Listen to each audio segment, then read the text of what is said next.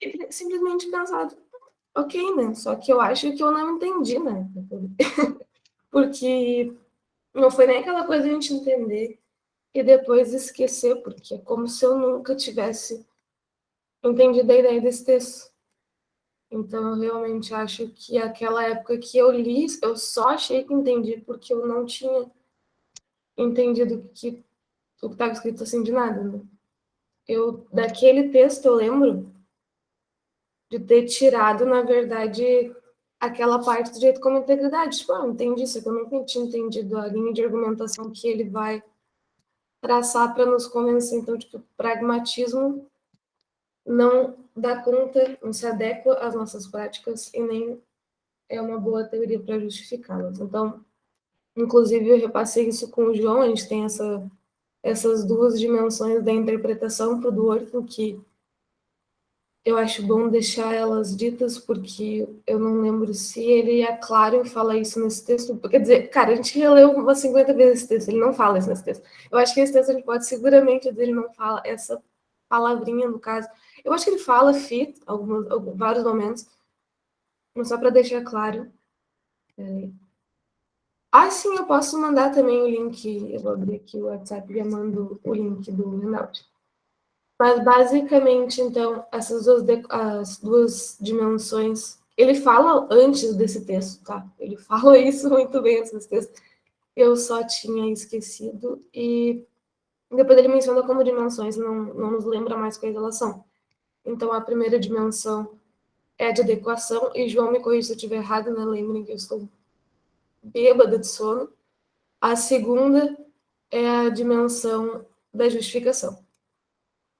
Então, a gente agora começa lá no comecinho, onde o Dworkin começa a apresentar para a gente o que é o pragmatismo, lembrando que ele já fez, na verdade, uma descrição do pragmatismo antes. Ele já tinha nos apontado algumas coisas, e agora ele vai explicar o que o pragmatismo é numa forma um pouco mais aprofundada. Então, primeiro ele fala que o pragmatismo apresenta uma visão cética ao esquema que o Dworkin nos falou sobre o direito, né? Ele botou um conceito de direito que ele acredita que é bastante abstrato, que é esse conceito de que a força, ela deve ser, que o direito insiste que a força seja usada apenas quando requerida e autorizada por decisões políticas passadas, sobre quando o uso da força é justificado. Se eu cair, vocês me avisem, tá? No WhatsApp, ou sei lá. Porque aqui para mim o João travou, eu não sei se é eu que travei. Então, eu que travei? Não? Foi o João mesmo. Não, eu tinha caído aqui. Eu tô no 4G do tablet, ainda tô sem internet, então de vez em quando Tá. dá esses Tá bom. problemas. Tá, beleza. Então, lá na questão do pragmatismo ainda, o Dworkin, ele fala que tem esse esquema tem esse esquema de conceito que ele fala que é um conceito abstrato de direito, e que a gente vai botar 3 teorias rivais para elas competirem entre si para ver quem melhor explica esse esquema abstrato.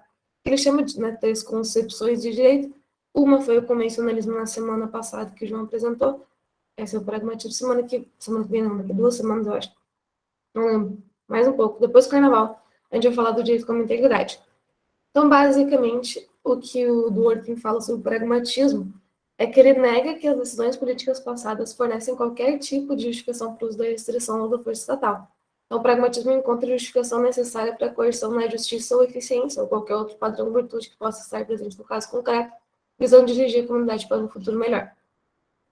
E o pragmatismo também não assume qual é essa ideia de qual é o futuro melhor. Ele deixa a cargo dos juízes decidir e agir em base nas próprias visões sobre o que é o melhor futuro para a comunidade. Além disso, isso é importante, né? A gente vai ver que, na verdade, essa parte de que o pragmatista ele não aceita, por exemplo, que a consistência como princípio contribui com a justiça só, né, ou virtude de decisões presentes. Então, é muito importante ter isso em mente. Acho que é uma das principais coisas que, se a gente foge no pensamento, a gente esquece porque que o Dworkin, lá no final, vai querer nos mostrar por que o pragmatismo ele deveria ser abandonado. Então, a segunda maior afirmação é que o pragmatismo nega que as pessoas têm quaisquer direitos. Então, uma pessoa não vai ter direito a X, nem mesmo se uma legislação falou que tem, se aquele direito faz, nos âmbitos do juiz que vai pegar, na verdade, não vai levar a comunidade para o melhor futuro que ela pode ter, por exemplo. Então, na verdade, não existem direitos. Existem. E daí ele até fala, em certos momentos do texto, aquela visão dos realistas, que seria uma espécie de pragmatismo para ele, nesse exemplo de que mencionar os juízes é que decidem quem tem direitos, ou o direito é criado pelos juízes, aquela coisa, decisões concretas, enfim. Mas aí o Dworkin fala, né, porque nós somos tão familiarizados com a ideia de direito, o pragmatismo, ele não só sustenta que as pessoas agem como se as pessoas tivessem direito, porque, na verdade, o pragmatismo precisa sustentar isso. Ele precisa explicar por que a gente age assim. Então, ele diz, as pessoas agem como se tivessem direitos, se a comunidade tivesse direito, porque agir dessa maneira servirá melhor à comunidade a longo prazo. Então, ele propõe uma estratégia que um possível pragmatista poderia ter para fingir que as pessoas têm direito. Então, essa estratégia pressupõe que o pragmatismo quer encontrar um balanço entre a previsibilidade necessária para preservar as instituições, como, por exemplo, o precedente da legislação, e a flexibilidade necessária para que os juízes possam melhorar o direito através de suas decisões. Então, em resumo, o juiz que tem isso em mente vai ter suas decisões passadas apenas na medida em que elas sirvam para coordenar o comportamento. Então, ele até menciona, faz um comentário de que é uma versão atenuada da doutrina de respeito ao precedente e às leis. Aí ele menciona, acho essa parte um porre, né, mas ele menciona lá que ele bota um tópico, né, como casos de estudo de juízes que fazem regras para o futuro versus juízes que aplicam as regras que eles acreditam que não existem desde o primeiro caso em que isso aparece na frente deles. Então, assim, dá para ler e achar interessante essa parte, só que ela ela nos diz mais naquela parte que ele fala sobre a aplicação retroativa. Ele só menciona que a aplicação retroativa é a melhor saída para guiar a comunidade, pois traz o benefício de as pessoas preverem o modo como eles decidiriam casos, adaptando o próprio comportamento a essa decisão provável e trazendo os benefícios da mudança social sem os custos acarretados pelo processo legislativo da judicialização. Essa parte é importante só para entender por que ele está falando isso. Né? Ele dá o exemplo, por exemplo, de uma pessoa que recebe um cheque, por exemplo, que ela sabe que é forjado. E ele menciona que se a pessoa pensa que o juiz já vai decidir que ela deveria não deveria ter recebido o cheque, que ela sabe que é forjado, como se ela estivesse agindo de má fé, por exemplo. Se o juiz fosse aplicar essa lei desde já, é claro que essa pessoa ela não teria muito motivo para esse entendimento, no caso, esse direito, que é tipo, dizer, não tem direito ao valor que está no cheque, porque na verdade tu recebeu ele de má fé. Se o juiz considerasse isso desde o momento que essa pessoa vai ao judiciário, por exemplo, a gente não tem os custos de fato uma pessoa entrar em juízo para requerer isso, porque ela já vai imaginar e prever o comportamento do juiz.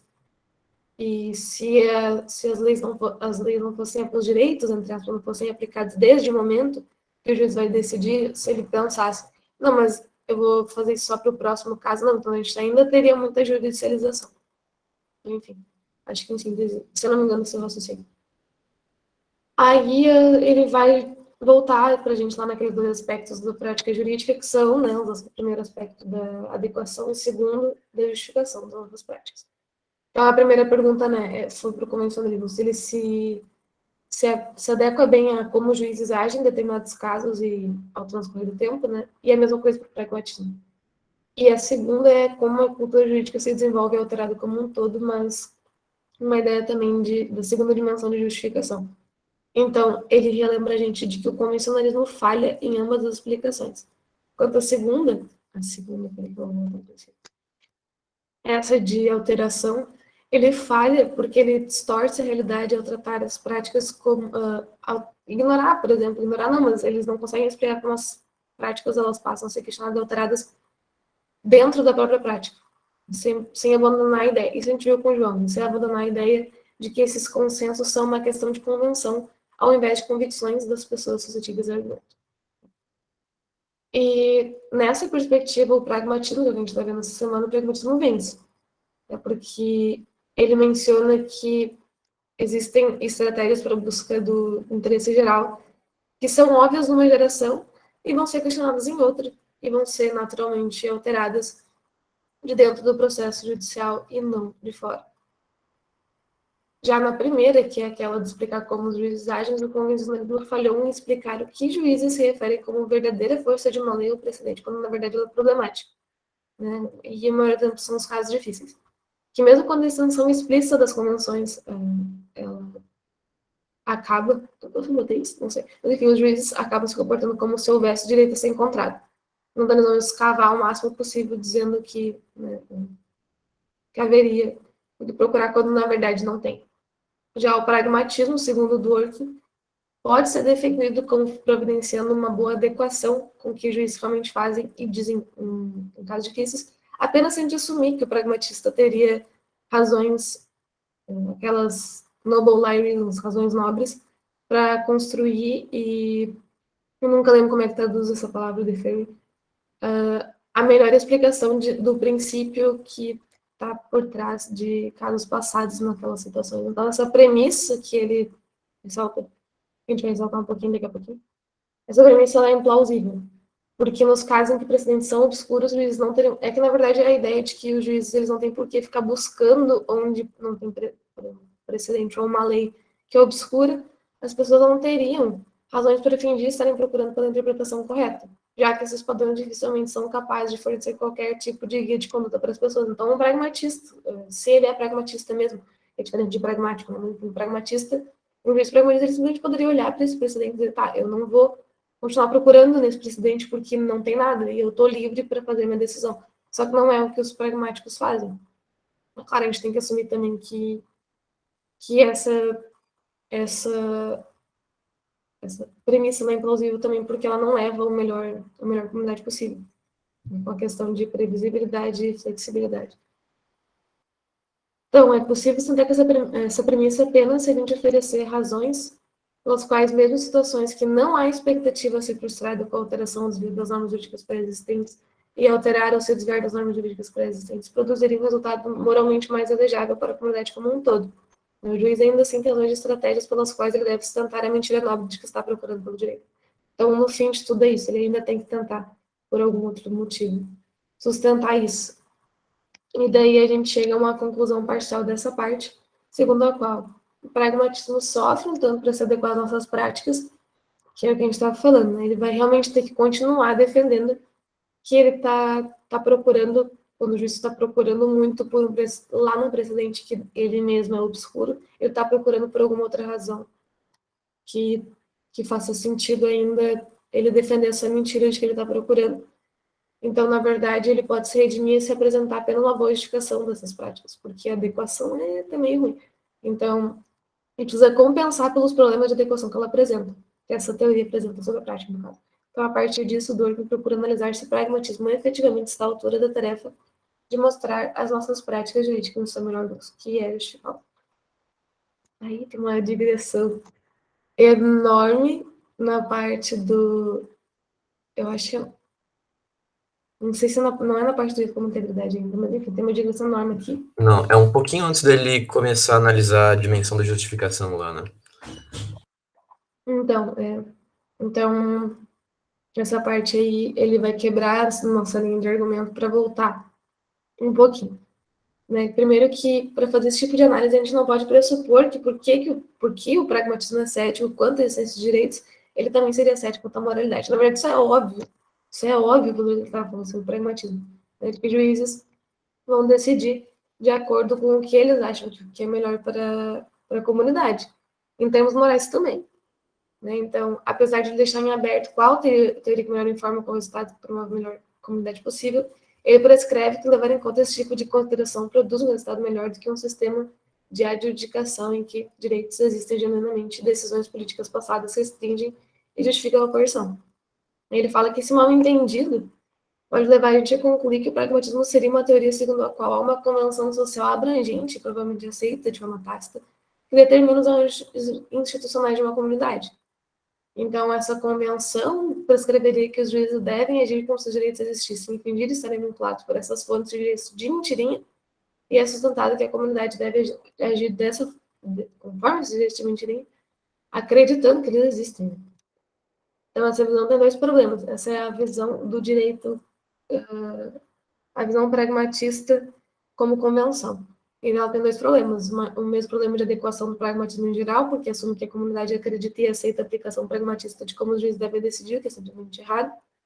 E também não faz sentido dizer que existe uma convenção segundo a qual os juízes agem ou devem agir de maneira estratégica contra a existência de direitos, né, como se eles estivessem mentindo para a comunidade, e ao mesmo tempo dizer que os cidadãos aceitam, ainda que tacitamente, que os juízes agem dessa forma. Então é como se eles estivessem sendo enganados, sabendo que estão sendo enganados, e daí não tem como. Mas enfim, resumindo aqui, essa digressão, ele só quer mostrar para a gente que a gente estaria errado em pressupor esse esquema de pragmatismo como convenção. Não nos leva a lugar nenhum, e ele também é um esquema equivocado dessa concepção. Então, ele volta para uma concepção melhor, que é a justificação das nossas práticas jurídicas oferecida pelo pragmatismo. Então, o pragmatismo que a gente estava falando, pragmatismo em geral. Então, se a gente quer apoiar o pragmatismo, a gente tem que aceitar e explorar uma característica que é central dele, que é o ceticismo sobre a existência dos direitos jurídicos. Falei para o João que eu odiei muito a ideia de direitos jurídicos, mas acho que fica mais claro. Essa tradução de legal rights, mas enfim. Não é autoevidente que a ideia de direitos jurídicos é atraente, então pode muito bem ser que o pragmatismo justifique as nossas práticas jurídicas, porque é o que o Durkheim fala, né? Não é assim tão claro que a gente realmente tem direito. É uma ideia, ela é bastante difundida, mas não quer dizer que isso seja verdade. E depois ele menciona que, diferente do convencionalismo, o pragmatismo aceita a ideia de como se os direitos existissem, né, quando se é requerido por razões de estratégia, ao mesmo tempo em que rejeita a rigidez do convencionalismo, né, que leva a aceitar leis antiquadas e, diferentemente do direito como integridade, a se comprometer com decisões jurídicas que produzem resultados subótimos por uma questão de consistência como um princípio. Ele não faz isso, nenhuma das duas coisas. Então, essa flexibilidade faz com que o pragmatismo limite o dano feito pelo passado à eficiência ou à justiça sob o preço de abandonar a pretensão de elegância doutrinária e escravidão à coerência pela coerência. Então, ele também menciona que não é uma boa justificação objeção à justificação do pragmatismo que diferentes juízes vão tentar limitar o dano pelo passado ou eficiência de formas diferentes. Principalmente em casos difíceis, porque nesses casos, juízes controversos vão ter que ser feitos de qualquer forma. São juízes controversos de moralidade política, né, ele fala. E o pragmatismo, ele vai dizer que, se em casos difíceis, juízos controversos de moralidade política devem ser realizados, então faz mais sentido que eles sejam juízos sobre o melhor resultado geral possível do que juízos sobre a interpretação mais consistente do direito. Então, não é exatamente claro por que a consistência em princípio deveria ser importante em si mesma, particularmente quando não é claro e é controverso o que a consistência em princípio efetivamente requer. Isso é uma defesa iniciante do pragmatismo, que parcialmente poderia dizer que o pragmatismo só poderá ser abandonado, porque na verdade ela não é tão conclusiva assim, mas ao mesmo tempo, se a gente não sabe o que essa consistência em princípio efetivamente requer, então o pragmatismo ela explica e justifica melhor nossas práticas, porque é muito melhor então a gente acreditar acreditar também a ideia de decisão jurídica para juízes que vão decidir sobre o melhor futuro para a comunidade, do que se a gente simplesmente querer escravizar eles por uma consistência em princípio, que a gente não sabe o que ela quer, não sabe o que ela é. Então, a gente só vai poder abandonar esse pragmatismo, que não precisa ser necessariamente perfeito, nem em adequação, nem em justificação, se a gente demonstrar que a consistência em princípio é importante em si mesmo. E é o ônus que o Dworkin tenta fazer. Vocês vão notar que eu não terminei. Isso vai terminar o meu handout, mas não vai terminar a abordagem que ele faz do capítulo. E o João fez essa parte. Na verdade, o João me ajudou em todo o resumo. E no final ele adicionou que a integridade é um ideal, que na verdade, essa parte, só para um disclaimer, essa parte é o que ele quer que a gente, pelo menos, confie por um tempo para depois ele demonstrar. Ele vai dizer, né, muito claramente que o pragmatismo ele tem esses defeitos, só que ele ainda assim é melhor do que uma consistência em princípio que não nos diz o que ela requer. Porém, o Dworkin diz, só que se a gente conseguir demonstrar por que ela é importante em si mesma, a gente vai conseguir, então, abandonar o pragmatismo de verdade. Então, aqui os disclaimers do João é que o Dworkin faz isso. Ele faz isso dizendo o seguinte, A integridade é um ideal da nossa política ordinária, que requer do Estado, da comunidade, tomada como agente moral, que é a personificação que nós vamos ver depois, para que ele haja com base em um único conjunto coerente de princípios, mesmo quando seus cidadãos estão divididos sobre quais são os princípios corretos a respeito de justiça, fairness, que é imparcialidade, ordem, tradição e devido processo adjetivo. Então, esse ideal da integridade tem reflexos para a concepção da nossa comunidade sobre cada um destes outros 3 valores, e justificam um comprometimento com a consistência em princípio como algo valioso em si mesmo. Esses 2 pontos importantes que a gente vai ver na semana que vem, porque vocês viram que eu deixei semana que vem para falar de terminar, mais ou menos, de fechar a ideia de comissão do pragmatismo, para que a gente possa depois trabalhar o direito como integridade sem cortar, porque depois a gente tem um feriado de carnaval, né? E eu gosto de carnaval. Acho que todo mundo merece um descanso também. Mas, enfim, eu terminei aqui porque eu achei muito pesado, eu achei muito difícil. Agora, honestamente, agora, lendo o meu resumo, tô muito bom, nossa, entendi tudo. Mas eu e o João demoramos muito para fazer esse texto, eu me senti muito legal. E, novamente, eu peço desculpas a vocês. A Júlia tá aqui, eu quero que ela veja isso.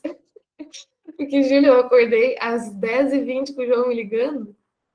E eu acordei às 10h20, depois de uma ligação de 3 horas e meia com o João para entender esse texto que eu estou fazendo há 2 semanas, com uma leitura que eu estou fazendo há mais tempo. Burrice já, né? A gente pode atestar na minha testa, ok. E depois disso, com o meu cérebro sem funcionar, eu ainda pensei, não, por que eu não vou lá naquela inicial que eu tenho com a Júlia e vou fazer aquela inicial agora? E daí eu fiz uma cópia depois te mando, e eu não terminei, mas era 2h30 da manhã, e eu pensei, tá, eu vou terminar o dia. Eu achei importante falar isso, porque antes eu falei assim, a minha ligação com o João terminou porque ele caiu às 11 horas. Aí, tipo, eu falei assim, eu dormi bem tarde, né? Eu só pensei, sim, eu dormi às 11 horas.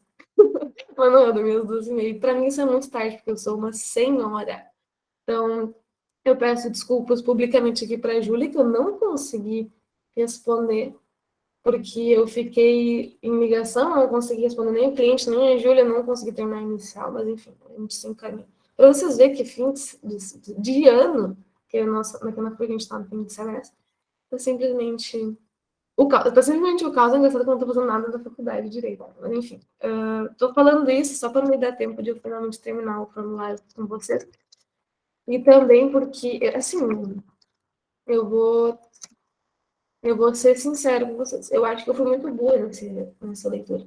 Eu não estava conseguindo entender como é que o Dworkin passa de um tópico para o outro.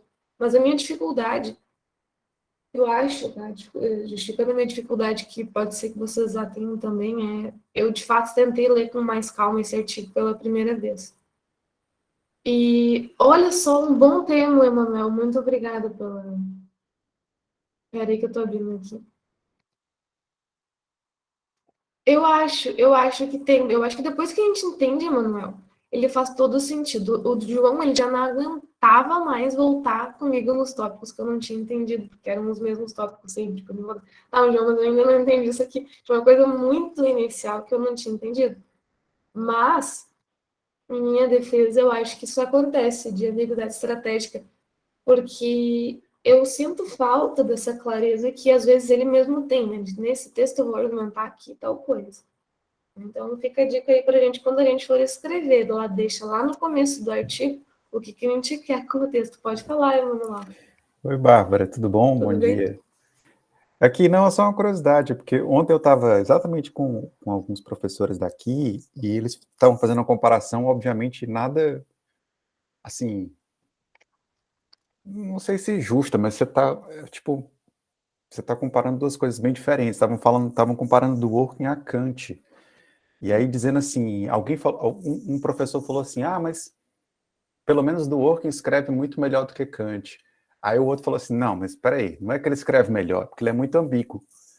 Então, como ele é muito ambíguo, qualquer argumento que você pode usar ele para qualquer argumento, né? Assim, você pode fazer qualquer leitura do Dworkin.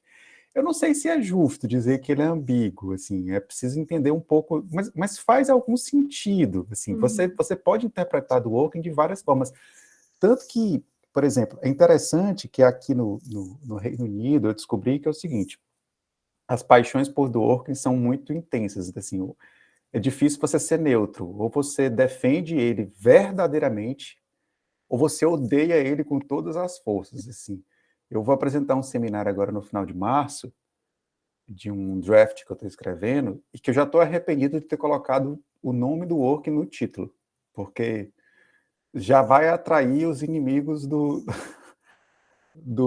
work nesse sentido. Mas também é porque é o seguinte, depende de como você vê se faz algum sentido. Deixa eu ligar aqui a câmera, porque está muito esquisito eu falar assim. Peraí, só um minutinho. Eu acho que eu tô... Ah, tá aqui, eu tô com câmera, pronto. Então, assim, só uma curiosidade, agora eu me perdi, que eu estava falando do working, defesa, ambiguidade...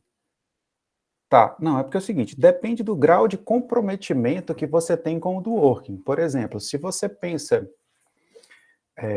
vamos lá, por exemplo, se você pensa na teoria da integridade, mas você não está tão preocupado em defender do working, não sei se faz sentido, vamos lá, vou tentar explicar o que eu estou querendo dizer. Eu descobri que aqui eles têm muitos trabalhos, muitas teses que são odiadas ou amadas, porque, por exemplo, eles vão analisar algum aspecto do direito à luz do working. Então, por exemplo, o Brexit à luz da teoria do working. Ou então, o direito comercial europeu à luz da teoria do working. Então, você pega basicamente do working para qualquer coisa. E aí, se você não gosta do working, você já é criticado. Ao passo que, às vezes, você pode extrair algumas ideias do working sem ter a preocupação de defender toda a obra e todos os argumentos do working. É porque quando você se define... Tanto que agora eu estou tendo mais cuidado. Porque, por exemplo, quando você se define aqui como Rawlsiano ou Dworkiano, você cria um estereótipo de tal forma que parece que você tem que comprar o pacote completo. Por exemplo, você pode pensar na integridade e não necessariamente você ter que entrar num debate sobre a visão antipositivista do Dworkin. Você pode, por exemplo, entender a integridade como um excelente elemento de judicial accountability, mas sem necessariamente você comprar a versão completa do antipositivismo do Dworkiniano. Faz sentido? Porque as ideias do Dworkin, de fato, eu não sei se é estratégico, mas tem uma certa ambiguidade. Por exemplo, eu vi que vocês compartilharam o texto da Hilary Nye, né? Sobre o pragmatismo. Eu assisti um seminário dela recentemente que ela defende um argumento à luz do Dworkin que, para mim, é surreal, porque é o oposto. Assim, se você pegar um Dworkiniano mais forte, mesmo assim, como Thomas, é inimaginável. Por exemplo, ela defende a inexistência de role obligations, né, de que não existe obrigações de papel para juízes, com base em Dworkin. E o Thomas faz exatamente o contrário. Ele defende que existe role obligations para os juízes, obrigações de papel, com base em Dworkin. Então, só para você ter uma ideia como você pode ler Dworkin de tão diferentes formas que, assim, acho que faz algum argumento. Agora, se você está preocupado em defender Dworkin como um sistema de ideias totalmente coerente, e a defesa é a obra ao autor e não alguns argumentos do autor, aí realmente fica muito complicado, porque aí qualquer crítica você vai ter sempre aquela obrigação de rebater a crítica a ele. Enquanto, na verdade, você pode ter alguns elementos do Dworkin que são úteis para você discutir algumas outras ideias e alguns argumentos que talvez haja certa ambiguidade mesmo. Não sei se faz sentido se eu falei demais, desculpa aí, João, mas eu queria te ouvir depois. Não, eu acho que faz todo sentido. Eu tenho uma visão bem parecida, eu acho, até certo ponto, pelo menos. Porque eu até estava conversando com a Bárbara sobre esse artigo da NAI, sobre a relação do Dworkin com o pragmatismo, e a impressão que eu tenho eu não sei se eu concordaria totalmente com o diagnóstico dela, mas eu acho que o Dworkin, em certo sentido, talvez meta-teórico, pelo menos, ele está muito mais próximo realmente de uma espécie de pragmatismo. Pragmatismo que é realista moral, do que da teoria analítica do direito, né? Ou melhor ainda dizendo, porque vamos dizer que o Dworkin está dentro da teoria analítica do direito e eu teria que conceder isso. Ele está muito mais distante desses realistas metafísicos, como um Coleman, como o Riemann, o Joseph Raz, todo esse pessoal que talvez compõe não sei, o núcleo duro da teoria analítica do direito. Né? Só um minutinho. Gente, eu tô deixando gravado, talvez eu caia, mas aí vai continuar gravando, tá? Então não se preocupem.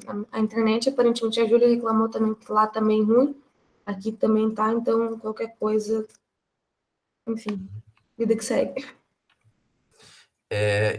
Mas eu estava dizendo, eu acho que essa é um aspecto importante que a NAI captura e que ajuda a entender essas diferenças. É toda aquela. Eu acho que o momento que isso fica mais claro é naquela anedota pequenininha que o Dworkin conta lá no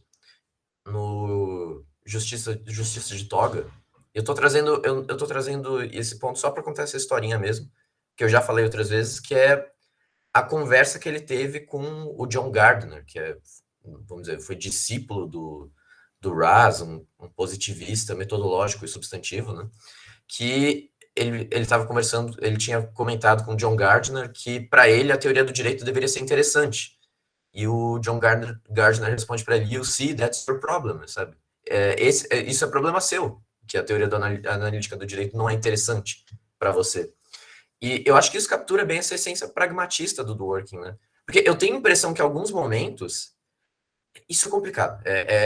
Eu mesmo tenho certas dúvidas. Mas tem horas que o Dworkin parece dizer que fazer teoria analítica, fazer essa teoria do direito desengajada é impossível, esse anti-arquimedianismo dele. Mas eu acho que em certos pontos ele toma uma posição bem mais fraca, que é possível, só é desinteressante, não devia ser feito. Né? Eu tenho a impressão que esse é o último refúgio dele se alguém atacar o anti-arquimedianismo. E eu acho que essa é uma das razões pelas quais ele é tão.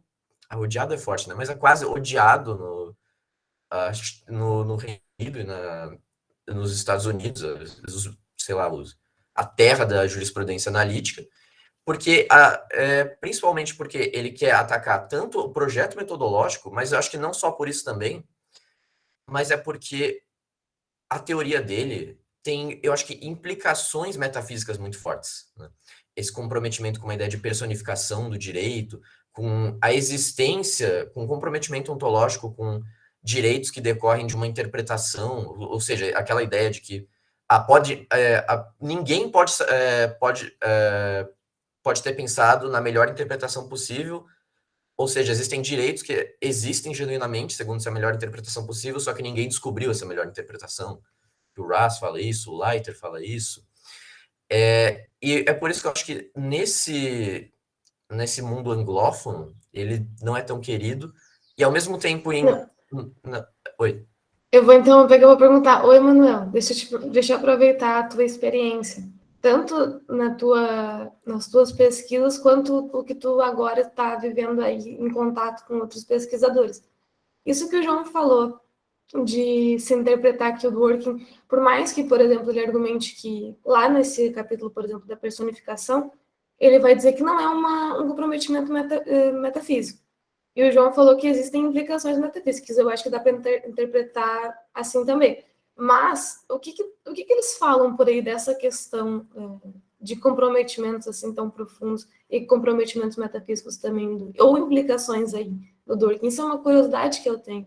Eu não sei se é uma coisa tão preto no branco, mas... Né? Assim, eu não vi tantas discussões especificamente sobre isso, Bárbara, mas eu percebo, por exemplo, vamos pensar aqui na teoria da única resposta correta, né? Que talvez seja a essência dessa discussão de implicações metafísicas de algum aspecto do Dworkin, por exemplo. Eu sempre interpretei essa preocupação do Dworkin não como uma obrigação de fim, mas como uma obrigação de meio. Assim, por exemplo, quando eu trabalho a noção de integridade na minha tese, eu penso na integridade como como um conjunto de atitudes interpretativas que o juiz deve ter para encontrar a resposta certa, e que ele tem que partir, acaba sendo, em algum modo, uma interpretação metafísica nesse sentido, né? Que, assim, eu faria uma comparação aqui que pode parecer bem grosseira, mas só para poder entender mais ou menos, por exemplo, a norma hipotética fundamental para Kelsen, ela tem que existir para poder complementar o sistema dele, porque se ele ignora a existência de uma norma hipotética fundamental, que é uma abstração, toda a teoria de escalonamento dele perde sentido, porque ele tem que ter uma instância de validade superior em algum momento. Então, para o Dworkin, por exemplo, quando ele pensa na teoria da única resposta correta, me parece como uma preocupação de meio, e aí seria uma preocupação metafísica nesse sentido, né? Veja bem, nesse sentido, de que você deve partir do pressuposto que existe uma argumentação subjacente que você tem obrigação de encontrar, para, com isso, dizer que não é o juiz que está criando o direito.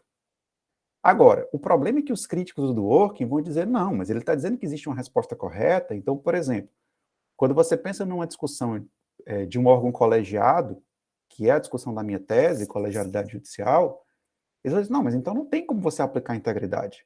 Porque como é que você vai aplicar a integridade se você tem 11 juízes que pensam diferente, que vão chegar em respostas diferentes?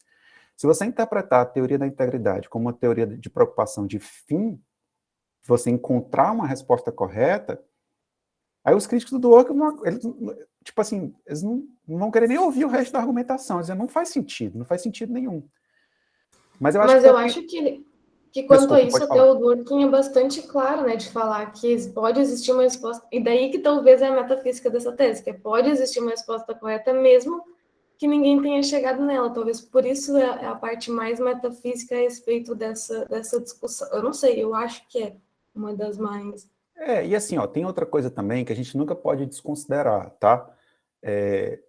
Por mais que a gente esteja falando de jurisprudence, né, de teoria do direito, que é abstrato e teoricamente universal, cada sistema jurídico tem um olhar diferente. Então, por exemplo, quando você vai discutir, por exemplo, obrigações de papel, né, das role obligations, se você pegar a Hilary Nye, por exemplo, que é uma professora no Canadá, ela certamente tem um olhar sobre a prática judicial e um grau de preocupação com certas coisas que é diferente de um pesquisador no Brasil. A Suprema Corte, por exemplo, do Reino Unido, ela não necessariamente tem os mesmos problemas. Então, assim, não estou querendo dizer com isso que dá para fazer um sincretismo metodológico que vale para qualquer sistema, mas é isso que eu estou dizendo. Se você se preocupa com uma defesa muito intensa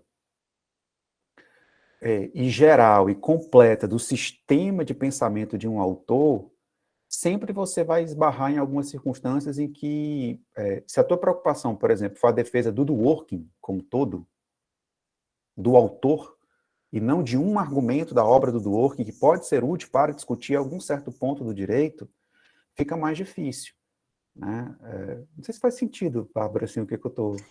eu acho até que faz mais sentido ainda, como tu mencionou, e daí eu volto depois, que o João estava falando que eu cortei ele, mas o que eu acho que faz mais sentido ainda, eu particularmente sou mais adepta desse tipo de hábito, é quando eu vou escrever, eu tento tentar, isso aqui foi o que o autor disse, e a gente pode aplicar, sei lá, que nem o João sempre me fala, não, vamos aplicar um pouco mais de criatividade intelectual para entender essa ideia no todo, mas ao mesmo tempo eu sempre penso em deixar claro, ainda mais se for escrever para alguém que vai ler depois, deixar claro que eu posso tornar, por exemplo, aquela tese um pouco mais clara e que não necessariamente a minha visão de clareza sobre aquela tese, aquela ideia, aquele conceito, é o mesmo do autor.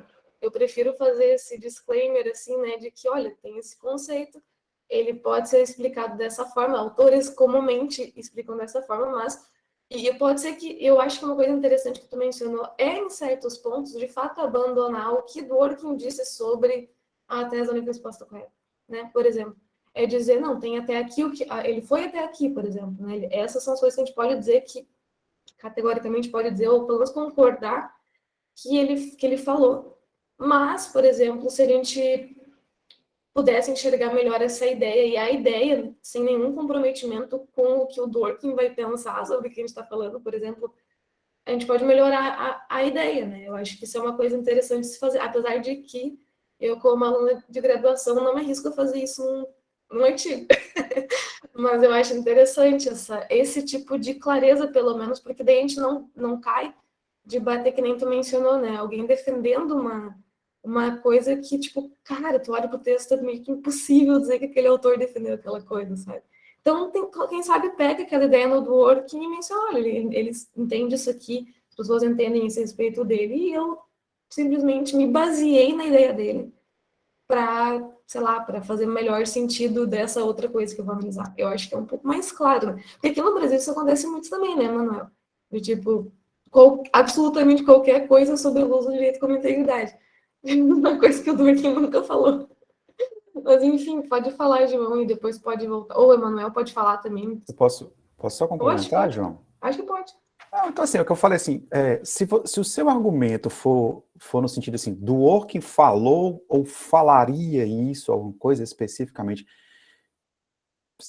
às vezes é um pouco complicado, porque esquece o Dworkin, porque o Dworkin esquece por um momento o Dworkin. O Dworkin é um filósofo contemporâneo, assim, apesar de já ter falecido há alguns anos e tal, mas ele escreveu há pouco tempo. Pensa num clássico, pensa em Aristóteles. É óbvio que tem algumas discussões já em Aristóteles, em Kant, que ele nunca pensou naquela época, porque não era nenhum problema que existia naquele contexto. Então, quando você pega as ideias dele, você está de algum modo adaptando. Claro, tem que ter um cuidado para não ter uma distorção ampla. Agora, foi interessante, porque, por exemplo, só um testemunho pessoal, já que você perguntou sobre isso, Bárbara. Por exemplo, a gente estava tendo um debate aqui, uma conversa informal sobre isso, né? Sobre como, por exemplo, às vezes, tem alguns professores que, assim, o professor é claramente rawlsiano ou dworkiniano, e aí você vai tentar argumentar alguma coisa, diz, não, mas você está errado, você entendeu errado. Quando, na verdade, é uma interpretação daquele autor e que você, muitas vezes, por exemplo, eu pesquiso sobre colegialidade. É difícil dizer assim, mas Dworkin, eu posso fazer conjecturas. Dworkin provavelmente pensaria assim, eu acredito que faz sentido por conta disso, disso, disso, mas não tem especificamente um capítulo da obra do Dworkin falando sobre como cortes devem decidir na integridade e de que modo isso se diferencia de um... Agora, existe algumas correntes de pesquisa que elas vão discutir o seguinte, que é exatamente isso, é uma tentativa de voltando aqui 2 minutos, mas é porque a discussão começou da seguinte forma. A gente estava fazendo uma reflexão que aqui, de fato, não tinha nenhum dworkiniano propriamente dito professor. E para não dizer que não tinha, apontaram um que eu não conheci pessoalmente, porque ele é um visiting fellow. Então ele não é um professor daqui, ele é um professor de outra instituição que vem de vez em quando para cá. E aí alguns começaram a fazer algumas críticas a Dworkin e tal, aí eu brinquei assim, acho que eu vou até tirar a expressão do Dworkin, do título do trabalho que eu estou fazendo, para ver se de repente já diminui algumas resistências e tal. Aí foi interessante quando a minha supervisora aqui olhou para mim e disse, não, mas o seu trabalho não é dworkiniano. Aí eu fiquei surpreso, porque eu disse, não, mas como não é dworkiniano, se eu estou utilizando a teoria da integridade em Dworkin para debater? Mas aí é que está a diferença. Eu não necessariamente estou preocupado em defender o sistema de pensamentos de um autor como um todo. Então, assim, mesmo que eventualmente ele não concordasse em tal coisa, ou mesmo que eu esteja fazendo uma adaptação de um pensamento dele para certa problematização, não tem tanto problema, a não ser que seja, obviamente, uma coisa totalmente incompatível, totalmente incoerente, né? Algo que fuja completamente ao que ele pensa. Mas é porque alguns ramos de pesquisa são exatos. Eu estou sendo repetitivo, mas é porque é isso, foi uma descoberta interessante para mim. É como se você pegasse o pensamento de Dworkin para discutir o Brexit. Aí você fica assim, mas peraí, como é que eu vou pegar o pensamento de Dworkin para discutir o Brexit? Assim, isso é uma coisa que nunca passou pela cabeça do Dworkin. Mas aí, se você estiver muito preocupado com a defesa do autor, vai ser difícil você sustentar isso até o fim, porque sempre vai ter argumentos contrários. E argumentos coerentes. Porque a gente fala, o debate começou falando de ambiguidade estratégica, porque é isso, alguns críticos do Dworkin dizem isso, que como ele tem uma linguagem que em alguns momentos pode parecer para a filosofia analítica do direito, né, um pouco ambígua, então, mas você pode usar para qualquer coisa, você pode usar o pragmatismo o antipragmatismo do Dworkin para dizer que ele é pragmático em algumas circunstâncias, ou, sabe, assim, enfim. Fala aí, João, eu quero te ouvir. Eu achei que eu tinha desmutado, enfim, tava com outra janela aberta. Eu acho até interessante pegar esse caso da única resposta correta, porque eu acho que algo que exemplifica muito bem isso é um textinho bem pequeno do Brian Leiter sobre isso. O Leiter que, vamos dizer, não é o crítico mais caridoso do Dworkin, muitas vezes, né? Algumas vezes ele pega pesado demais. Na maioria das vezes, na verdade, eu vou achar. Mas ele fala, tem um texto bem interessante, como que ele chama? Chama Dworkin Light and Constitutional Theory, que ele escreveu. É um comentário em cima de um texto do Cass Sunstein, esse aqui.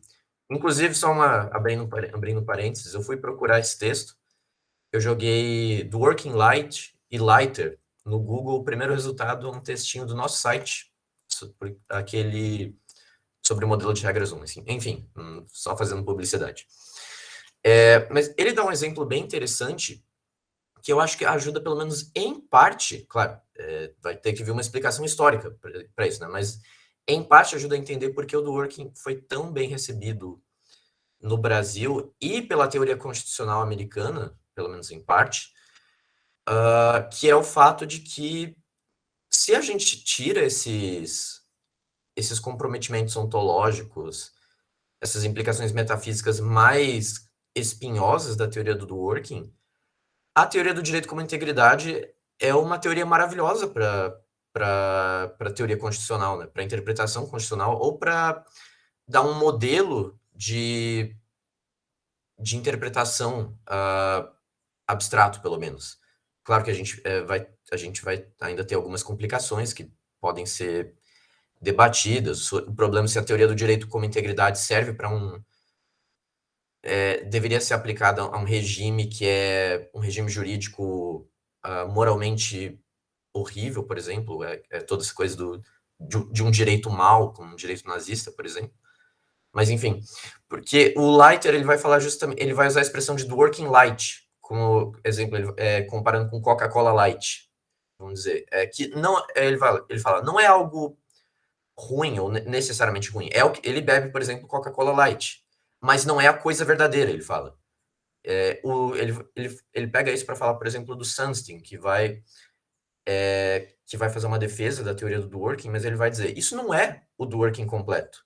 O Dworkin completo inclui toda uma teoria sobre personificação da comunidade política, sobre a existência de direitos de direitos não positivados e que existem em decorrência de um realismo sobre interpretações, um realismo moral, e não é isso que o Leiter está defendendo, que o Sunstein está defendendo. O que ele está defendendo é o Dworkin Light, e que provavelmente é mais atraente, mas não é a coisa completa.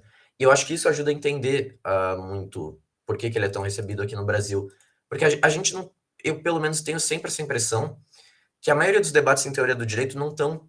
Isso não é necessariamente ruim, só para ressaltar. Não estão tão preocupados com vamos dizer, as fundações metafísicas, as fundações ontológicas do direito, fundações ontológicas de normas, como é o caso do Russ. É esse o projeto dele, por exemplo, né? E é por isso que, nesse sentido, o Dworkin ele fica muito mais atraente aqui no Brasil do que para os analíticos ingleses, que estão preocupados justamente com esse aspecto de ter uma ontologia redondinha e sem se comprometer com entidades estranhas ou desnecessárias, né? Mas, enfim.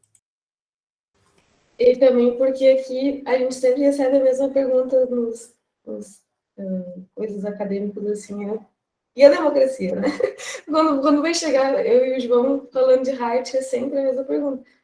Mas, de fato, são problemas de países com problemas também diferentes. Então, faz todo sentido, apesar de eu odiar essa pergunta. Mas o que eu acho que é interessante sobre o que tu falou do Leiter é que talvez seja um problema no Dworkin, que não sei até onde de fato é o fato de que isso é uma coisa que a gente nota por esse livro, que todas as partes da teoria dele estão basicamente interligadas. A parte de rejeitar o pragmatismo pressupõe que a gente aceite, por exemplo, uma parte do direito como integridade. A parte da teoria da única resposta correta também pressupõe essa parte do direito como integridade. A ideia de consistência como um princípio tem tudo a ver com a personificação e, no fim de tudo, tem tudo a ver com aquele plano de fundo de adequação e justificação.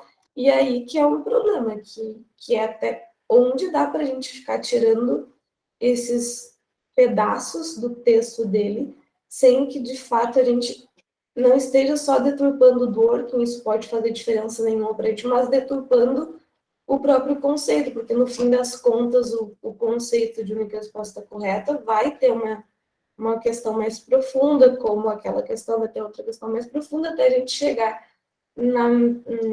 nesse início, que é o comprometimento com justificar as nossas práticas, e todo aquele comprometimento de moralidade política, blá, blá, blá, que o direito só é uma parte da moralidade. Então, esse é um problema para mim, tá? Que é o porquê eu tenho essa dificuldade, e tenho dificuldade, inclusive, um preconceito muito grande, quando eu vou ler um artigo que fala, vou ver tal coisa sobre a luz do Dworkin, porque tem esse problema para mim. Tá, e daí tu aceita todos os comprometimentos, que não o Dworkin, mas o conceito tem aquele aspecto que tu vai levantar, tem na teoria, porque será que ela faz sim? Será que aqueles aspectos fazem sentido fora desse esquema geral que o Dworkin colocou? Porque aí, Manuel, bem parecido com o que tu falou sobre o Kelsen. Se a gente ignora que o Kelsen fala que a norma fundamental é uma criação do cientista do direito, por exemplo, se a gente realmente não aceita essa norma, então tá, é muito fácil a gente ser, por exemplo, um realista para explicar o direito, né? E, tipo, é fácil de abandonar. E falar em Kelsen e trabalhar todos os outros conceitos sem a norma fundamental, de fato, para mim, não preciso falar dela, mas talvez a gente vai ter que, tipo, aceitar que a gente está levando essa criação sem sujeito em consideração. Não que tenha que conter no texto, né? Mas talvez por isso que muita gente pode ler, assim como às vezes eu faço essa leitura, que não é muito caridosa dos autores que eu leio, de tipo, tá, se tu tá falando esse conceito, talvez tu precise se apoiar nas coisas que ele pressupõe, e as coisas que ele pressupõe são bem fortes. Então talvez seja um problema, mas não quer dizer que seja de todo modo impossível de trabalhar, por exemplo, de como integridade ou alguma coisa assim, sem aquelas outras fundações. Eu acho difícil só. Eu acho difícil porque o Dworkin, ele sempre lembra que essas coisas estão ali, né? Mas enfim, gente, eu tô falando demais porque é uma coisa que eu penso a respeito de ler Dworkin. Então eu vou passar de volta para o Emanuel, que é uma pessoa que lê Dworkin muito melhor que eu. Não, que é isso, Bárbara. Não, é só, assim, mas o que você falou tem sentido. Eu acho que, assim, não dá para fazer uma análise, digamos assim, deixa eu só baixar aqui, peraí. Não dá para fazer, a meu ver, não dá para fazer uma análise geral, assim, depende da circunstância e para o que você está utilizando a argumentação em Dworkin. Por exemplo, acho que depende muito de qual é a discussão que você está fazendo. Por exemplo, você está mencionando Dworkin num trabalho acadêmico que está discutindo os fundamentos do direito? Você está utilizando a teoria da integridade para discutir algum argumento de judicial accountability? Você tá utilizando a integridade para falar de precedentes? Você está entendendo assim? Eu acho que depende muito do contexto em que você está inserindo isso. Porque existem algumas interpretações possíveis, embora questionáveis, de Dworkin, né? Por exemplo, eu não concordo com a interpretação da Leurinae, por exemplo, de que é possível se pensar eventualmente, que é possível utilizar Dworkin para dizer que não tem obrigações de papel. Mas ela consegue extrair alguns elementos em Dworkin. O problema é que, em algumas circunstâncias também, tão importante quanto saber o que você pode utilizar é quando você não pode utilizar. Porque uma coisa comum no Brasil também, principalmente na prática judicial, é que há um certo sincretismo metodológico. Você pega, por exemplo, dois autores com visões completamente diferentes sobre algo, e você joga ele numa argumentação que diz, não, mas peraí, aqui não faz sentido. Assim, você está utilizando um caso concreto, por exemplo, quando você está discutindo precedentes.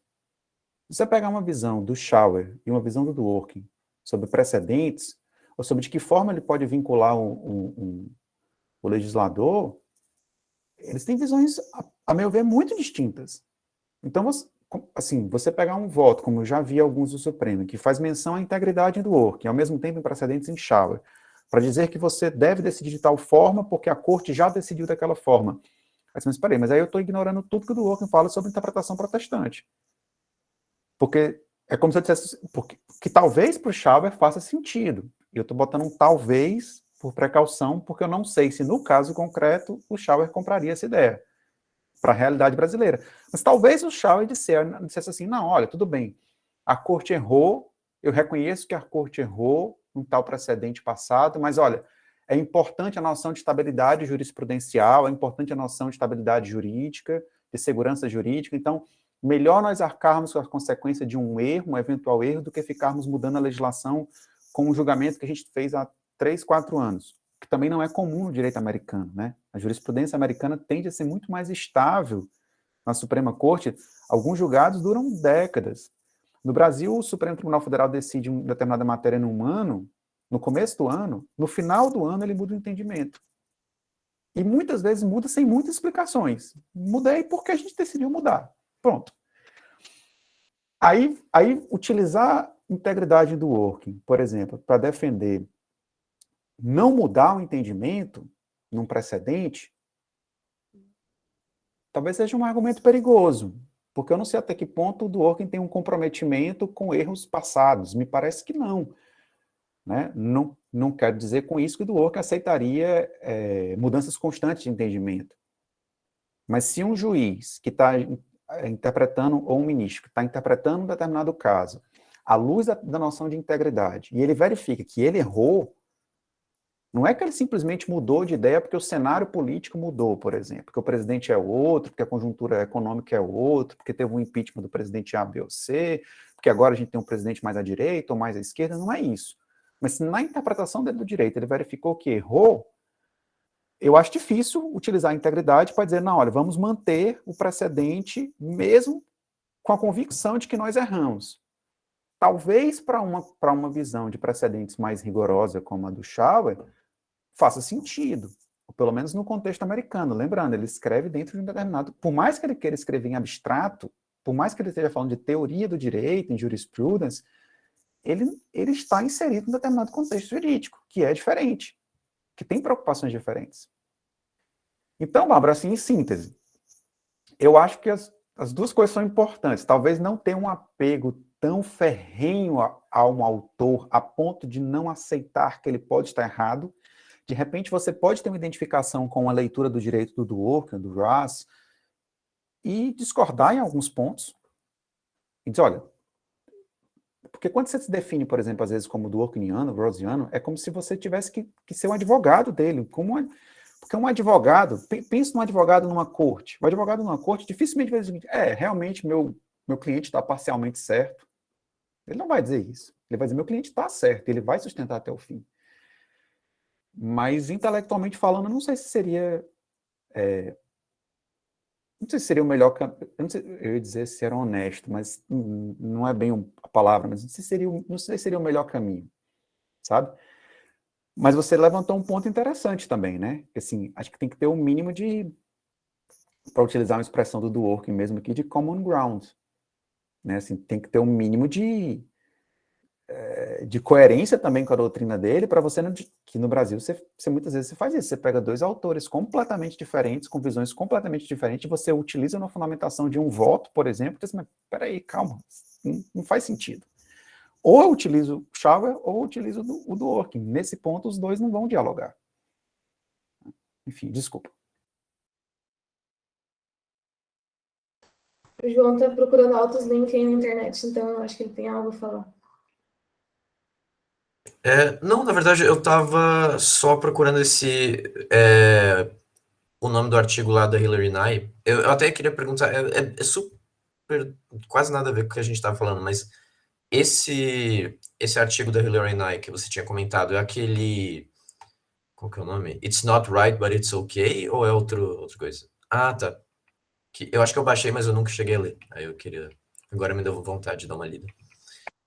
Mas João, só que tu tocou nesse ponto, toda vez que tu vai falar, eu te corto, mas só para lembrar que a gente colocou alguma leitura complementar, aquele sobre o pragmatismo, mas é importante de mencionar que ele não necessariamente vai servir para entender esse texto que a gente estava lendo. Ele é uma leitura complementar mesmo, para quem consegue ler inglês e gostaria de saber um pouco mais sobre o pragmatismo e algumas outras visões. É um texto bem interessante para ir nos autores e ver como eles dialogam. Mas só acho que quem já leu entende, né? Mas enfim, ele não vai servir para esse capítulo especificamente. Ele é um diálogo, né, entre vários autores com percepções diferentes, enfim. Se Pode bem falar, que João. ele me ajudou, esse texto, eu não nem terminei de ler ele, mas tem uma coisa que ele me ajudou, que foi até entender por que que o Dworkin estava falando ressaltando tanto a questão de por que o pragmatismo ele é cético quanto a direitos, mas não é cético quanto a moral.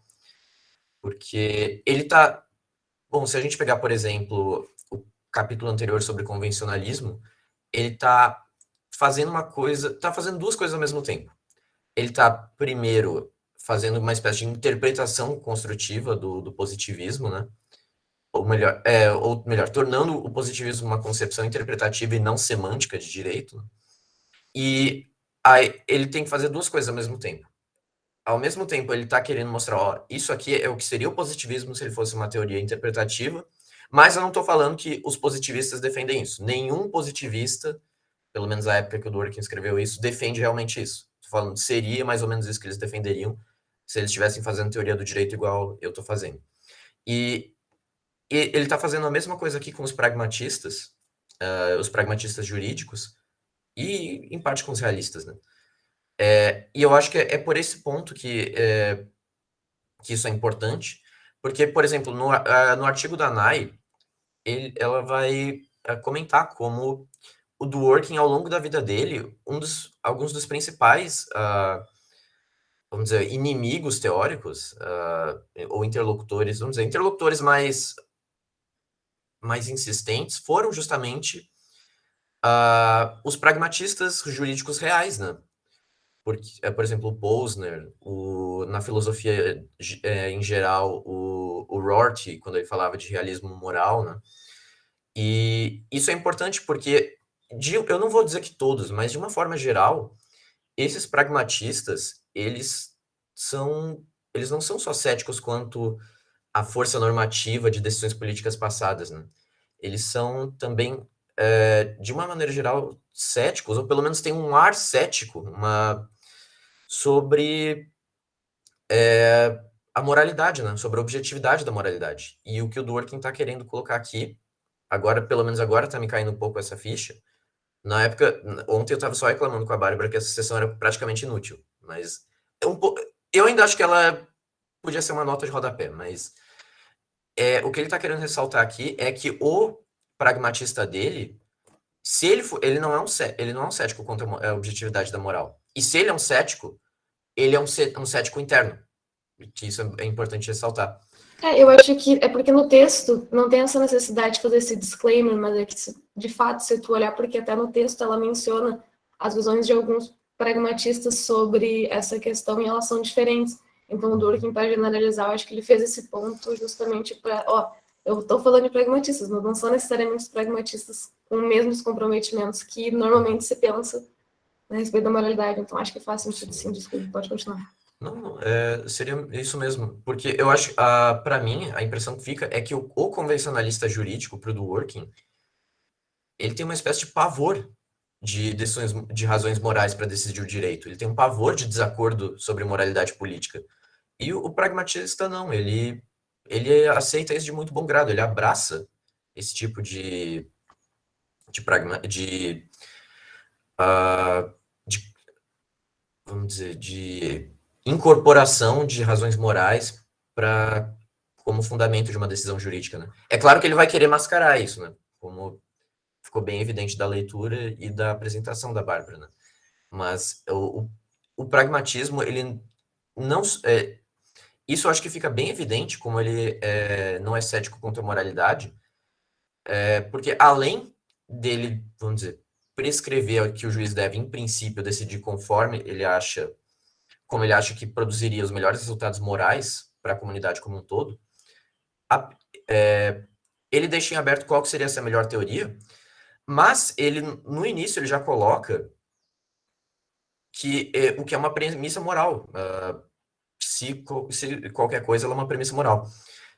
Que é que, independentemente de qual for a teoria moral que o juiz vai aceitar, ele se guiar por essa premissa, por essa teoria moral que ele acha que é a teoria sobre o que é o melhor para a comunidade como um todo, produz o melhor resultado moral e, portanto, ele deve agir dessa forma. Isso é uma premissa moral que eu, pelo menos, não consigo ver de outra forma, assume alguma forma de objetividade moral, né?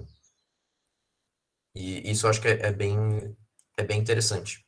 Tem outras coisas que a gente ainda que eu acho que seriam interessantes da gente discutir sobre esse capítulo, mas eu não sei se vocês queriam comentar algo mais sobre esse ponto.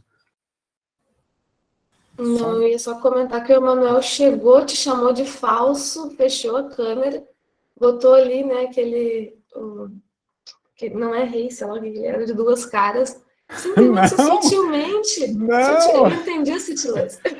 Não diga isso, Bárbara, pelo amor de Deus.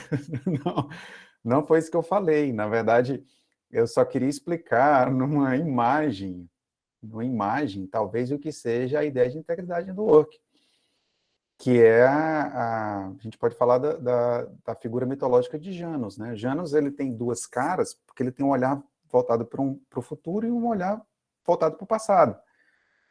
Então, se você pensar que o convencionalismo seria, na visão do Dworkin, um olhar sempre voltado ao passado, e que o pragmatismo seria uma visão sempre voltada para o futuro, a interpretação protestante, ela seria a metáfora do Janus, né? Quer dizer, que você tem... que o Póstumo fala um pouco... Na verdade, o Póstumo fala sobre isso não para defender o Dworkin, né? Na verdade, ele faz até algumas críticas ao Dworkin. Mas me parece que faz sentido quando a gente pensa dessa forma, né? O que essa imagem quer dizer, assim? Por exemplo, quando você pensa sobre precedentes, né? Quando você está analisando um precedente na Suprema Corte, se você tem uma visão convencionalista por exemplo, relacionados a precedentes, você vai dizer assim, não, então a gente já decidiu sobre isso, já está estabilizado, vamos em nome da segurança jurídica, vamos manter como está. Então, eventuais erros seria meio que um efeito colateral necessário de uma teoria de precedentes. Ao passo que uma visão pragmatista, assim, meio radical, ela vai dizer mais ou menos assim, não, a gente tem que olhar para frente, então vamos pensar daqui para frente o direito. A interpretação protestante, ela vai olhar para os dois lados. Ela não pode ignorar o passado, mas ela também não deixa de construir o futuro. Né? Por isso a ideia do romance em cadeia, né? das teses do Dworkin nesse sentido. Então, é só uma não chamei o João de duas caras, não. É só uma metáfora para poder explicar um pouco, que eu acho que faz sentido, quando a gente pensa na integridade nesse sentido. Quer dizer, pense quando você está dirigindo, né? Você não pode dirigir olhando para trás, você tem que olhar para frente. Mas você também não pode nunca olhar no retrovisor, você tem que olhar no retrovisor por questão de segurança também. Então, assim, os dois aspectos são relevantes. O que me parece preocupante quando a gente utiliza, por exemplo, a interpretação judicial, é quando muitas vezes as cortes ou juízes ignoram, e isso, olha, no nosso contexto jurídico, isso não é nada raro. Quando muitas vezes você faz mudanças jurisprudenciais de tal forma, sem nenhum tipo de explicação. Ou com explicações muito... Tem um jurista cearense, que é juiz federal, não sei se vocês já ouviram falar, no Jorge Malmestein, que ele é autor de direitos, ele tem um curso de direitos fundamentais, e ele fez uma metáfora, já faz bastante tempo, faz 10, 15 anos que ele fez essa metáfora, mas que teve uma polêmica grande, inclusive com o Lênin Streck, que ele criou a chamada teoria da Catianga. Depois vocês pesquisam aí. Mas a ideia da teoria da Catianga era simplesmente no sentido de que você cria uma regra no jogo que ela não existe. E aí você dá num jogo de baralho, por exemplo. Você cria uma regra que não existe, então você sempre vai vencer, porque você está criando uma regra. Aliás, quem nunca fez isso quando era criança, né? Brincando com um amigo ou tal, você inventa uma regra no meio do jogo que ela não existe.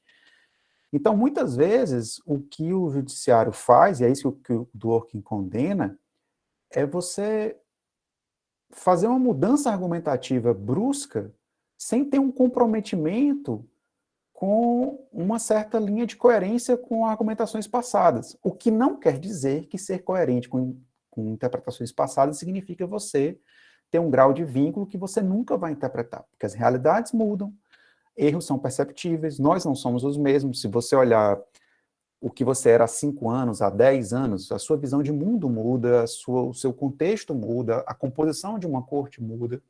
Então, eu acho que a metáfora do Janus, ela tem um pouco dessa coisa, assim, de integridade é você ter ao mesmo tempo a capacidade de olhar para trás, mas também olhar para frente.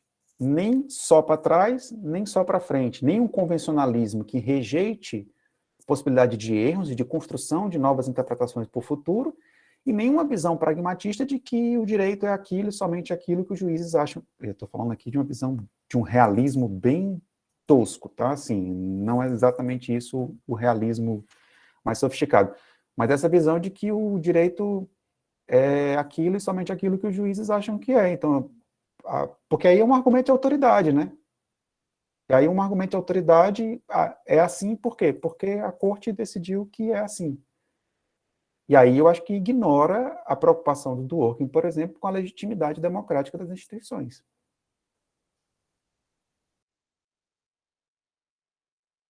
Vamos fazer constar em ata, então, que o Manuel não chamou o João de duas caras, chamou o Dworkin de duas caras, aí fica melhor. Que horror, né? Tá piorando aqui, eu vou precisar de uma advogada. Que horror. Essa é uma interpretação nada caridosa dessa discussão. Desculpa, gente. É bem legal esse negócio de anos, eu só lembrei porque... eu não vou falar disso. Pode falar, João. Depois a gente... É só curiosidade, nada a ver. Pode falar. Eu acho essa parte da discussão bem interessante. E sobre como o direito como integridade, ele, vamos dizer, ele vai olhar tanto para o passado quanto para o futuro. Enfim, a ideia de adequação e justificação, né? Porque para mim mostra um ponto que eu acho... Eu não vou dizer que é um ponto que o Dworkin é um ponto fraco, porque eu acho que é um ponto fraco do pragmatismo, possivelmente, que é quando ele fala sobre a ideia de aplicação retroativa dentro do pragmatismo.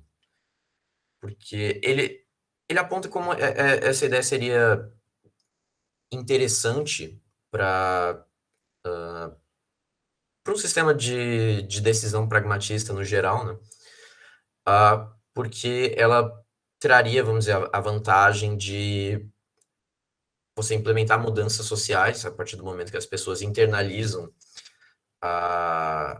as expectativas de como os juízes decidiriam casos e aplicariam retroativamente o direito, sem você precisar, portanto, de judicialização para ocorrer essa mudança social ou os custos de você ter um processo legislativo, né?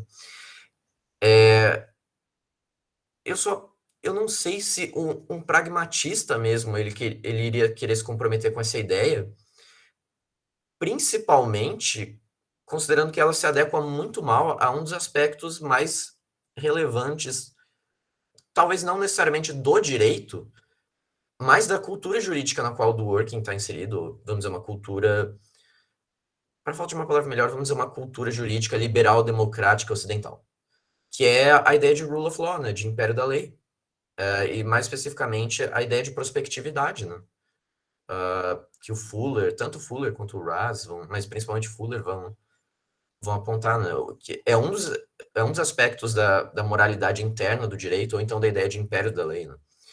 E eu não sei como isso seria um desafio a mais para um pragmatista. Claro, isso não é negar a vantagem que ele conseguiria com essa aplicação retroativa da lei, do direito, de uma maneira geral, né?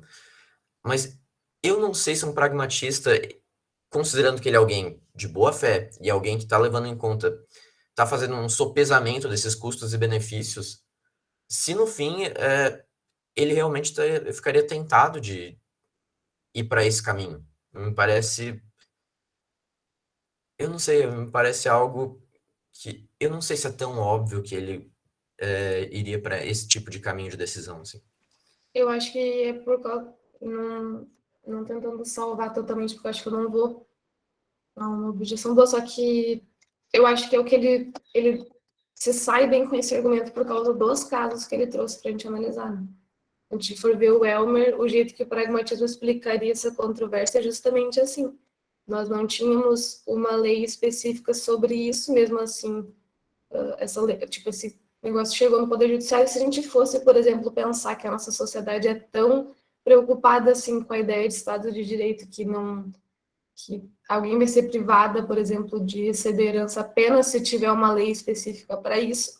Tipo, não estou querendo dizer que os Estados Unidos não tenha esse comprometimento, mas daria para fazer essa ressalva de que talvez não seja um comprometimento tão aceito por um juiz pragmatista, né? Que eu entendo que tu quer dizer que, na verdade, a gente tem essa noção geral, ela é uma noção factual, né? De, tipo, olha só, a prática ela é assim, as pessoas têm esse comprometimento. Mas se tu olhar, por exemplo, para esse caso, fica meio que na... Ele vai dizer, né? Ele vai dizer que não, mas existiam regras gerais o suficientes, por exemplo, de que ninguém poderia se beneficiar da própria torpeza. E daí, pronto, justificou. Assim como poderia fazer o contrário se tu fosse um convencionalista. É complicado isso, né? Porque quanto à tua objeção, eu não sei o que um pragmatista diria. Se o que o Dworkin falaria também sobre o pragmatista, né? Talvez o pragmatista mesmo ele não enxergue que as pessoas estão tão preocupadas com isso quando não é, por exemplo, o conhecimento geral que a gente tem do Estado de Direito, ou, sei lá, o princípio da legalidade só no direito penal, por exemplo. Talvez seja mais fácil de ver que a sociedade tem esse comprometimento no direito penal do que em áreas em que o juiz vai poder agir daquela maneira e aplicar a regra. Eu não tô nem fornecendo uma objeção que tu falou, né? Tô só vamos dizer que, tipo, talvez essa questão do que ele enxergaria na prática, que isso não acontece naqueles casos em que de fato, o precedente é incerto e também não é sobre leis penais, né? E a indenização também é outro caso assim, né? Ele decidiu a partir de já, para o futuro, mas enfim, pode falar, Manuel, porque meu pensamento aqui é fraquíssimo. Não, eu vou lançar só uma, não vou aprofundar esse debate e também a intenção não é, obviamente, personalizá-lo, tá? De modo algum. Mas assim, por exemplo, eu não sei se isso poderia ser enquadrado como um argumento pragmatista, tá? A gente pode ter algumas discussões sobre isso, mas, por exemplo, quando um ministro da Suprema Corte diz que o judiciário tem uma função iluminista, me parece, por exemplo, que Dworkin não compraria essa ideia. Que diria assim, não, isso não é papel do judiciário. O judiciário não tem legitimidade democrática para isso. Não é assim. De novo, tá? A intenção não é personalizar o debate e também não...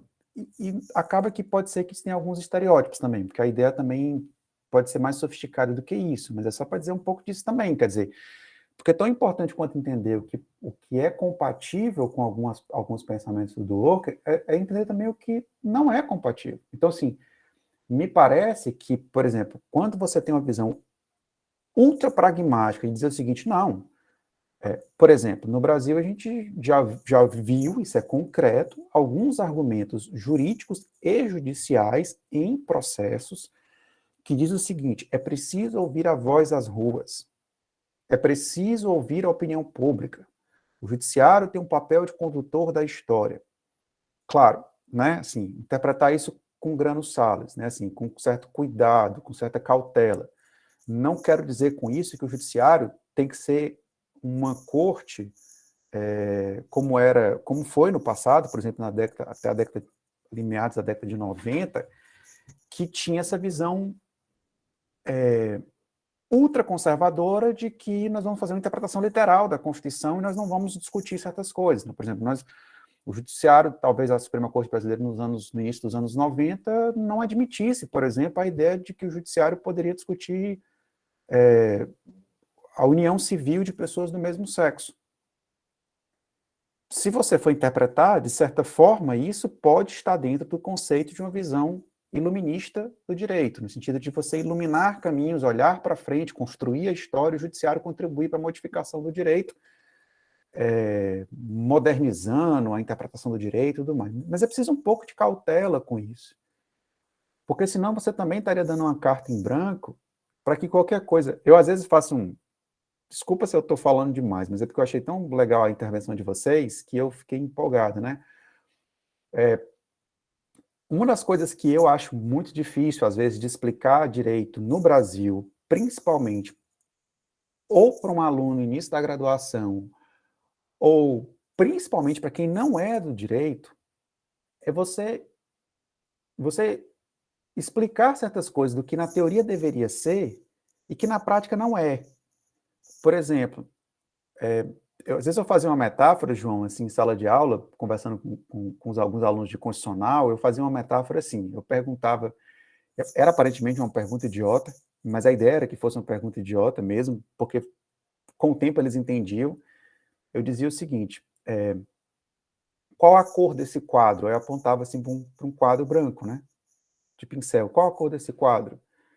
Aí os alunos ficavam olhando assim, pergunta idiota, né? É branco. Tá.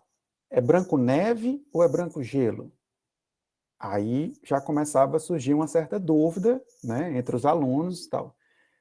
E aí eu dizia, olha, eu não tenho a menor ideia do que é branco neve, do que é branco gelo, eu não sei essa diferença, mas eu sou o professor de vocês, então eu posso criar essa regra para vocês aqui.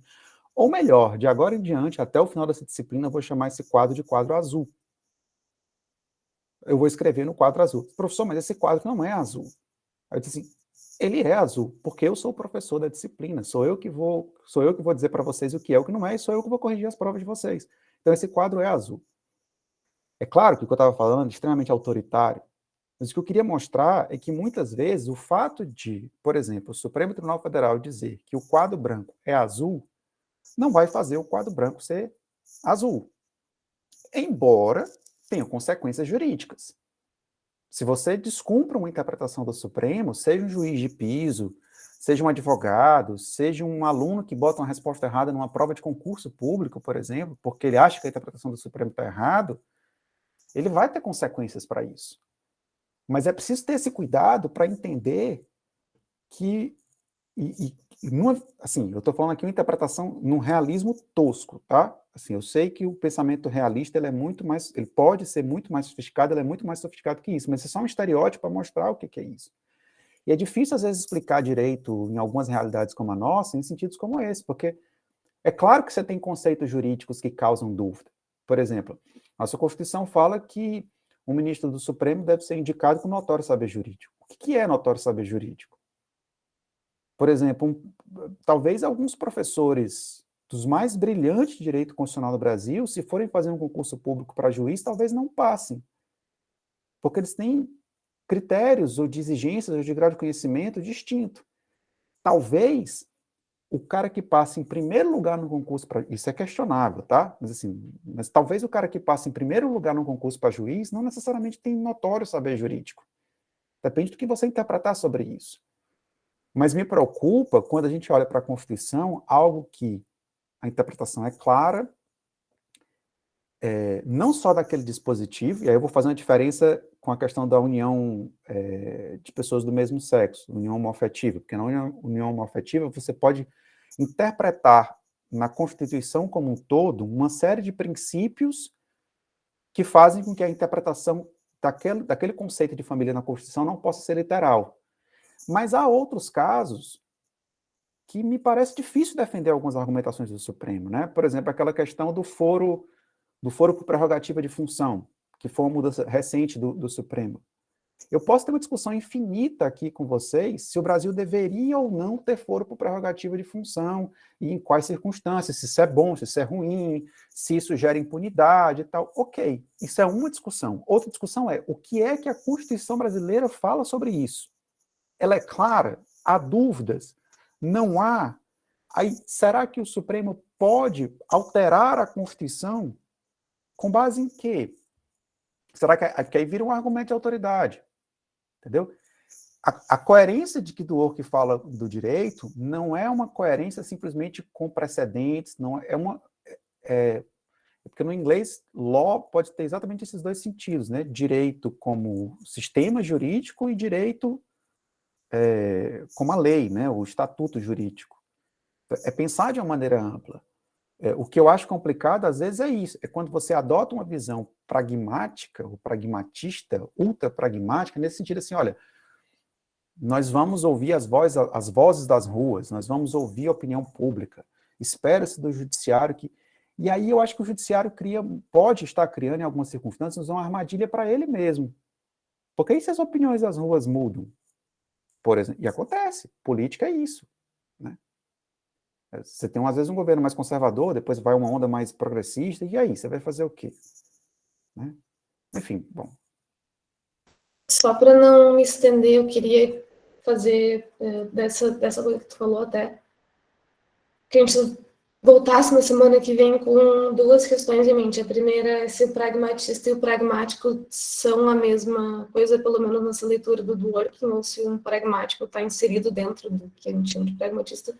Só por questão de eu realmente, pode ser uma dúvida extremamente tosca, mas a gente, talvez o Júnior me responda essa semana, mas a gente pode ver interpretações diferentes de vocês sobre o que é esse juiz pragmatista do Dworkin. Aí, João, eu queria que tu repetisse a dúvida que tu falou antes, que na verdade é uma objeção não, né? É uma ideia de que talvez um pragmatista não estaria disposto a defender aquela ideia ali, porque ela não é a melhor adequação das nossas práticas jurídicas prima facie já. É isso, né? Mas eu queria saber se tu pudesse repetir. Isso, seria isso. Na verdade, eu acho que a resposta que tu levantou é bem convincente, na verdade. Mas, de qualquer forma, seria a ideia de que pelo menos, eu acho que dá para reformular também a minha objeção para ela ficar um pouco mais Porque foi isso enfraquecida. durante a semana também, pode ser, e depois a gente volta na semana que vem. Pode ser, então, só para a gente não se demorar. Sim, com certeza. Tá, então o João fica de trazer essa questão, que na semana que vem a gente vai voltar com a questão da personificação.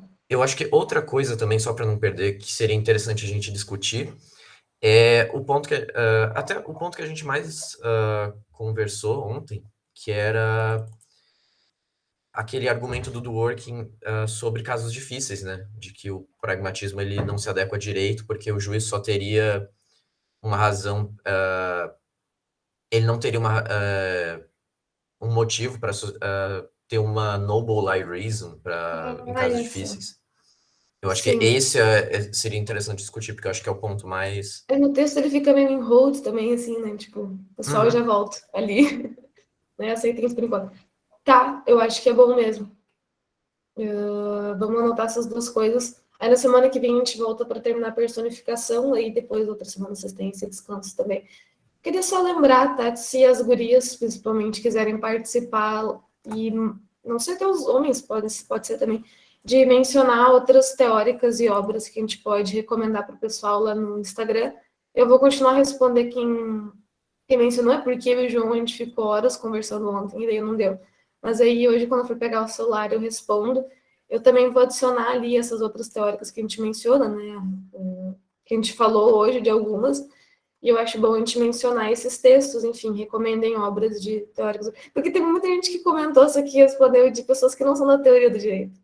E, tipo assim, amo todas elas, só que não são da teoria do direito. Então, se vocês puderem lá engajar, né? Pedir engajamento.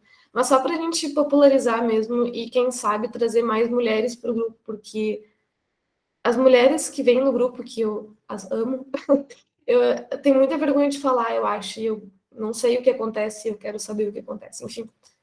Outra coisa, o nosso site tem vários lembretes de eventos de teoria do direito que estão acontecendo. Dia 15 tem um sobre Making Sense of Evil Law, tá? É o da Ana, eu não sei se é Ana Kari. Como é que é o nome dela? Luquina Vichinsky. Tá, isso. Mas ela vai falar sobre... em Cambridge, então vocês podem olhar lá no nosso site, tem um endereço virtual de tudo que a gente pode acessar. A gente tem que aproveitar essa época, porque eles estão voltando já a eventos ao vivo, e a gente, brasileirinho, sofre com isso. Então o dela vai ser transmitido ainda, então acho que vai ser bem interessante de ver. A gente que viu ela com o professor Lucas Mioto vai ver também. Aí a Ana Luquina vai falar sobre É, é no doutorado que ela tá, Ju? É a tese que ela tá fazendo? Tá no início da tese com o Ela Lars Links. ela apresentou uma versão muito, muito, muito incipiente já com o professor Lucas Mioto no semestre passado, quando ela falou também sobre Making Sense of Evil Law, né? Fazendo sentido, sei lá, do direito mal, não sei, das leis más, eu não sei como traduzir isso, é muito ruim. Mas, enfim, quem consegue entender inglês vai gostar, porque ainda mais quem acompanhou ela no outro, eu acho que vai ter um desenvolvimento muito melhor. E é interessante para vocês entenderem o que a gente diz quando a gente quer fazer um seminário aqui no grupo. Né? Ela já apresentou outra vez e ela até mesmo ficou sem resposta em vários momentos, e ela fez as anotações dela para melhorar. A tese dela é o que a gente quer fazer aqui. Quem está aproveitando para fazer o TCC desde já vai ser muito bom. Então, não é banco que acontece lá, vocês vão ver, é uma conversa, né? O Emanuel já está bem acostumado com isso, mas o Emanuel não conta porque o Emanuel já está lá no doutorado e a gente quer que o pessoal da graduação tenha essa noção. Mas daí eu vou estender o convite que eles repassaram nas redes sociais para todo mundo que puder participar. Olha, no nosso site tem vários outros eventos também, eu só lembrei desse, mas tem vários lá, tá, gente? Então, a gente vai ficando por aqui, porque já é meio-dia. Então, na semana que vem, voltamos com essas questões que a gente deu uma levantadinha hoje. Agradeço imensamente a participação de todos vocês, né? Enfim, a gente se vê na semana que vem. Qualquer coisa, nos chamem, tá? Um beijinho para todo mundo. Até.